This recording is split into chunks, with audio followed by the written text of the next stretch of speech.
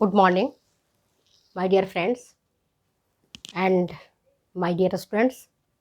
मेरे प्यारे बच्चों, आज मैं आपको वो टिप्स बताऊंगी, वो ट्रिक्स बताऊंगी जिसको काम में लेकर के, जिसको उपयोग में लेकर के आप अच्छे नंबर प्राप्त कर सकते हो। हमारे बच्चे हमसे कहते हैं, पूछते हैं कि मैडम जी हम कैसे लिखें। कई बच्चों का हमारे पास फ़ोन आता है, कई बच्चे हमें मैसेज करते हैं, कई बच्चे बार बार रिक्वेस्ट करते हैं कि मैडम हम कैसे लिखें, कैसे लिखें कि हमें खूब नंबर मिले, अच्छा नंबर मिले। अभी जीआईसी जो बच्चे परीक्षा दे रहे हैं, जिनकी परीक्षा 13 तारीख से है ना, 13 तारीख से उन्होंने रिक्वेस्ट किया मुझसे कि मैडम जी मुझे बता दीजिए कैसे हम लिखें, है ना। जैसे कोई शब्द होता है 250 में लिखना है, कोई कहता है 300 वर्ड में लिखना है या 350 वर्ड में लिखना है, कैसे लिखें मैडम, है ना। आप इसके बारे में मुझे बता दीजिए। तो मेरे प्यारे बच्चों, आप कोई भी परीक्षा देने जा रहे हो, है ना, कोई भी परीक्षा देने जा रहे हो, है ना, यूजी का दे रहे हो या पीजी का दे रहे हो या आपको जीआईसी देना जा रहा है, जहां भी रिटर्न आपको लिखना पड़ता है, जहां लिखित परीक्षा देनी पड़ती है, वहां पर जो आपका पेपर सेटर है वो इस तरह का क्वेश्चन तैयार करता है जो ये देखता है कि इस बच्चे को कितना ज्ञान है। क्योंकि अगर आप ऑब्जेक्टिव करते हो तो ABCD, इसमें कोई गोला भरना होता है ना, कोई गोला काला करना होता है। तो कई बार आपको नहीं आता है और नेगेटिव मार्किंग नहीं रहती है तो आप गोला किसी में भी भर सकते हो, भर देते हो, और आपका भाग्य साथ दिया और ये वाला करेक्ट हो गया। ठीक है। तो अब जो व्याख्याता बनने जा रहे हैं जीआईसी में, तो उनके लिए सरकार क्या चाहती है और पेपर सेटर क्या चाहता है, पॉलिसी ये कहती है कि उनका एक्सप्रेशन पावर कितना है ये भी जानिए। केवल ऑब्जेक्टिव मत देखिए कि ऑब्जेक्टिव उसने क्वालिफाई कर लिया था अब उसको ले लेना है। कई लोगों का ये कंप्लेन रहता है कि भाई नेट परीक्षा वो पास कर लेते हैं जो गोले भर के आ जाते हैं। तब क्या हुआ, तब कहा कि नहीं, रिटन टेस्ट होनी चाहिए। आप सिविल परीक्षा देने जाते हो, आईएएस की परीक्षा देने जाते हो, वहां पर भी क्या होता है, प्री क्वालिफाई करना पड़ता है, फिर मेंस क्वालिफाई करना पड़ता है और फिर इंटरव्यू होता है, तब जाकर के छटते तब जाकर के वो आईएएस बनता है। ठीक है। इसी तरह से जब आप लेक्चरर जीआईसी की परीक्षा देने जा रहे हो तब ये देखा जाता है कि उनका एक्सप्रेशन पावर कितना है, किस तरीके से वो लिख सकते हैं, कैसे अपनी बातों को कम से कम शब्दों में अधिक से अधिक एक्सप्रेस कर सकते हैं।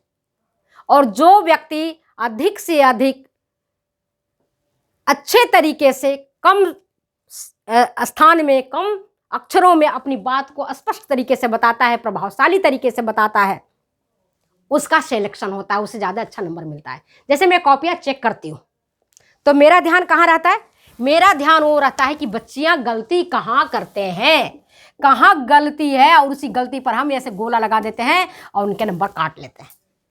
तो कैसे हमें लिखें कि नंबर अधिक मिले। पहले तो है कि जहाँ बाउंडेशन है कि 250 शब्द लिखनी है, तो कोई भी जो पेपर सेटर है आपकी अक्षर नहीं गिनेंगे कि 250 हुआ कि नहीं, उसके पास इतना टाइम नहीं है कि आप एक एक अक्षर गिनेंगे 250 हुआ कि नहीं।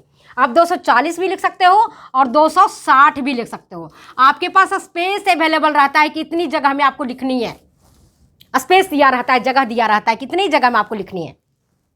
ठीक है ना। तो कोई भी जो आपका एग्जामिनर है, जो आपकी कॉपी चेक कर रहा है, वो कभी भी आपके वर्ड्स नहीं गिनेंगे।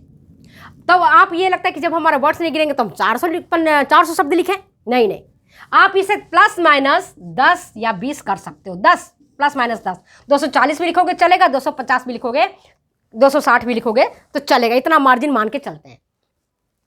स्पेस भी कम है आपके पास, उतना ही करना है। इसके बाद अब ये होता है कि हम कैसे लिखें। तो जिस तरह से आप सोना को जगह जगह नहीं रखते हो ना, सोने का गहना है तो कहाँ रखते हो, अलमारियों में रखते हो, है ना, लॉकर में रखते हो। ऐसा तो नहीं कि कहीं कचरे में डाल देते हो, नहीं रखते हो ना, अच्छे जगह में रखते हो। जिस प्रकार से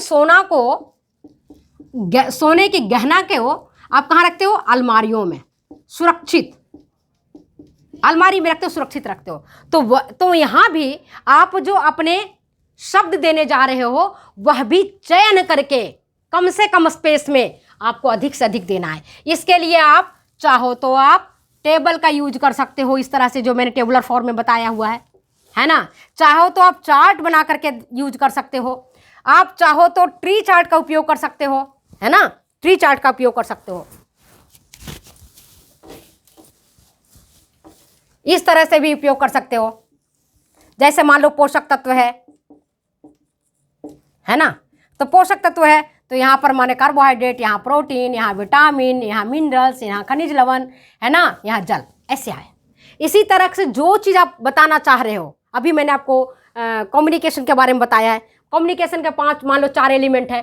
आप एक एक वर्ड लिखोगे तो कहाँ ढूंढेगा एग्जामिनर, नहीं ढूंढता है वो, उसके पास इतना समय नहीं है। अगर उसी चीज़ को आप टेबुलर फॉर्म में बना देते हो, है ना, टेबुलर फॉर्म में बना देते हो, संचार के तत्व तो नीचे लिख दिया, है ना, संचार के तत्व तो हमने यहाँ लिख दिया और ऊपर हमने 4 ब्रांचेज बना दिया। लो, अब नज़र तो सबका जाएगा ना, यहाँ पर नज़र तो सबके जा रही है। तो इस तरह से आप देखो कि आपके पास कितना स्पेस है, किस तरह से अभी हम अच्छे तरीके से बता रहे हैं। जैसे भाई अभी मैंने बताया आपको किसका, संदेश का क्या गुण होना चाहिए, क्या कैरेक्टरिस्टिक्स होना चाहिए, मैंने बी स्पीड बताया।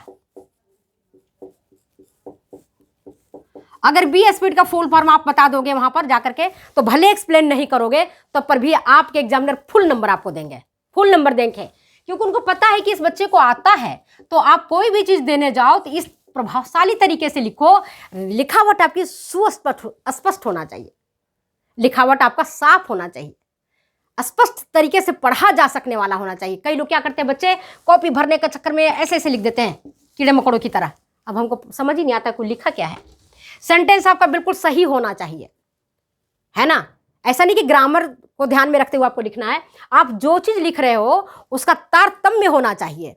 मान लो आपका सिल्क का प्रोडक्शन ही आया है ना, ये सूती रेशमी वस्त्रों का निर्माण प्रक्रिया क्या है। अब रेशमी वस्त्रों का निर्माण प्रक्रिया को अगर आपने उसी चरण वाइज लिखा है, चरणबद्ध करके लिखा है, आपको पूरे नंबर मिलेंगे। अगर आपने ऊपर का नीचे, नीचे का ऊपर कर दिया, पूरे नंबर नहीं मिलेंगे, क्योंकि ये प्रोसेस है बेटा, ये प्रोसेस है। एक प्रोसेस छोड़ करके दूसरे प्रोसेस पर हम चले जाएंगे या तीसरे प्रोसेस पर चले जाएंगे, पहले 2 को छोड़ दिया, नंबर फुल नंबर कतई नहीं मिलेंगे। इसलिए फुल नंबर अगर प्राप्त करना है तो चरणबद्ध तरीके से जाइए, स्टेप वाइज स्टेप बढ़िए, आगे आपको नंबर मिलेगा। इसके बाद मैंने आपको कहा टेबुलर फॉर्म में बना सकते हो, आप इस टेबल के फॉर्म में बता सकते हो। आप चाहो तो इस तरह से वृत्ताकार पाई चार्ट के रूप में बता सकते हो, तो भी आपको पूरा नंबर मिलेंगे। अगर आप चाहो तो ट्री चार्ट के रूप में बता सकते हो, आपको फुल फॉर्म पूरा नंबर मिलेंगे। तो ये तरीके हैं जिसके माध्यम से आप अच्छे नंबर ला सकते हो। कई बच्चे ऐसे होते हैं जो पढ़ने में बहुत सामान्य होते हैं, लेकिन उनका जब यूनिवर्सिटी में नंबर आता है तो हम भी आश्चर्यचकित हो जाते हैं कि उसने आखिर लिखा क्या, इसके इतने अच्छे नंबर आ गए। और एक बच्चा जो पढ़ने में बहुत अच्छा था, खूब पन्ने भरे हैं, अभी मैं बताऊँ, जो बच्चे फेल हुए हैं सोशियोलॉजी हिस्ट्री में, उनकी कॉपियों में भरी हुई है कॉपियां पूरी, पता नहीं क्या उन्होंने भरा है, और जब रिजल्ट आए तो फेल है।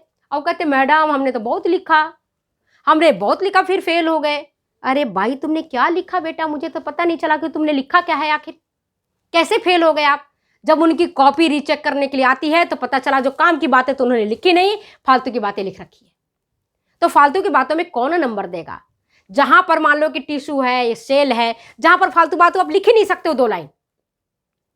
अगर सेल के बारे में आपको नॉलेज है तो आप सेल का पिक्चर बना करके अगर आप उनको बता दोगे कि ये सेल है, ये बीच में न्यूक्लियस है, यहाँ पर ये माइटोकॉन्ड्रिया है, यहाँ पर गोल्जी बॉडी है, ये लाइसोजोम है ना, एंडोप्लाज्मिक रेटिकुलम है, ये आपका ये सेंट्रोसोम है ना, ये बीच में आपका क्रोमोजोम है, थ्रेड्स लाइक।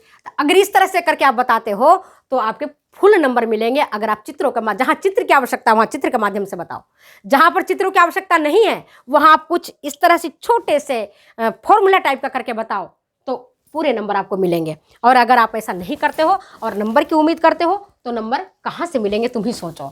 क्योंकि कोई भी पेपर सेटर जो वहाँ पेपर सेट करता है उसका भी निर्धारित रहता है कि आपको इतने समय में इतने पेपर को चेक करना है, तो उनके पास टाइम अधिक नहीं रहता है कि आपके पेपर पर एक एक चीज़ को ध्यान रखें। अधिक नंबर प्राप्त करना है, पास होना है, क्वालिफाई करना है, तो बेटा जी आपको टू द पहला याद करना है, टू द पॉइंट लिखना है, फालतू बातें बिल्कुल नहीं लिखनी है, टू द पॉइंट लिखना। दूसरा लिखना है अगर जहाँ ज़रूरत है चित्रों की वहाँ पर फिगर्स बनाइए, जहाँ ज़रूरत है ना, आपको एक्सप्रेस करने की, वहाँ जहाँ पर लगता है कि आंकड़े हैं वहाँ पर इसका टेबुलर फॉर्म बताइए। जहाँ आपको लगता है कि हमको बताना है वहाँ पर ट्री चार्ट के माध्यम से बताइए, है ना।